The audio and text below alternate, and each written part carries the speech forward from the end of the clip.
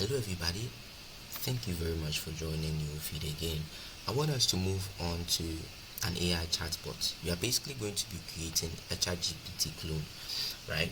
Okay, so right now in this application that we are going to build, we are going to be using the latest version of React 19, which is not really out yet. So being able to initialize a React 19 project is going to be a little bit of a hassle. So in order for us to be able to prevent all that, I have been able to go through all the pain and headache to come up with a project template, of which you should be able to get inside the description, the video description down below. Then once you go into the GitHub repository, you should be able to either fork, you should be able to fork it, right? Because when you fork it, it's basically opens a new repo form for you to just recreate the same repo, and then you just clone it from your side, right? Or if you like, you can create a repo on your side and you can download the zip and just do your drag and drop, right? Okay, so I want us to quickly open a new project inside our VS Code, and I'm going to walk you through my process of cloning my projects into my VS Code, right? Then after, we can move on into much more complex topics or interesting topics like working with the React router DOM. Okay, alright, so now that we know this, let us quickly open up VS Code, like from a fresh start, and let's clone our projects, right? So I'm going to quickly click on VS Code down here. It's going to open up, and then after VS Code opens up like this, what you want to do is, there are two ways, right? You can come and clone. You can click on clone repository, or you can click on this one. I think some people might not see this one, so let's quickly go with this.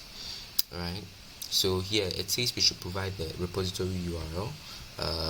Now you just come to where you forked your repository URL to, or where you did your download zip and did your drag and drop at, and then once you copy the URL, you should be able to paste it there and double click on the desktop and go to the place where you want to store the so yeah, this is where I want to store the project folder, right? So I'll just click on select repository as destination, and then you just click on open. Okay, now that we have the project opened up here, right, what we want to do is we want to be able to basically, for your side, right now it just cloned the main repository for me, right? But on your side, I'm sure if you fork it, you'll be able to get the start here street. But if you don't get the start here street and you get the whole repository with the two branches, then what you want to do is you want to quickly go here, right? And then you want to come here and then pull. You want to pull from, right? So you want to pull from. Okay, so it looks like for this particular one, this is only the origin that is here. I want to see if I can check out to. Okay, so yeah, I can check out to the start here. Okay, so I can check out to start here. So in case you do and then you have the two branches here, you don't worry, you just check out to start here, and then when you want to push to main, you just come here, click on contribute, open a pull request, right? And after the pull request, I think you just follow the form that you'll be provided. I think they'll just ask you for like title. You might decide to provide this information or not provide that information, and then you can just click on create pull request. Then after creating your pull request, you can just merge it, because you are the same person, right? Like you are the same owner of the repo, right? So you can just merge it, and then it should be inside your main repo here, right? Now if you do this and you go back to your project, okay, or it's already here, right? But if in case it wasn't, like right now I'm in the start here, right? I'm in the start here branch, but I can just go back to main, right? I can just go back to the main let me go back to, I don't know which one to click. Let me just click this one. Sorry, I made a mistake. Let me just click the main.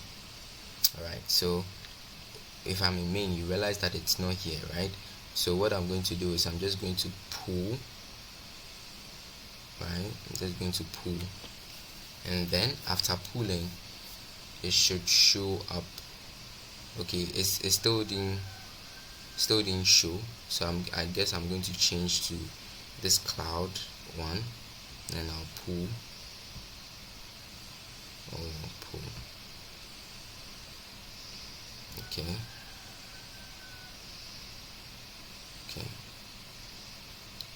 It's supposed to pull. Let me use this one. Okay, so it did pull. It did pull. I was expecting to see new changes inside the git. The changes, there will be this changes thing that will show here, right? I was expecting to see that, but yeah, it did pull already, so I guess we can just continue with our project, right? So as you can see, if you open up the SRC, it's nothing really serious. It's just a basic app. There's nothing inside our index.css, and our main.jsx is still as basic as we need it, right? So now that we know the things that we have, I would want us to move on to the React Router DOM. We just run you through a quick tutorial on how to use it, and then we just go into the real thing, right?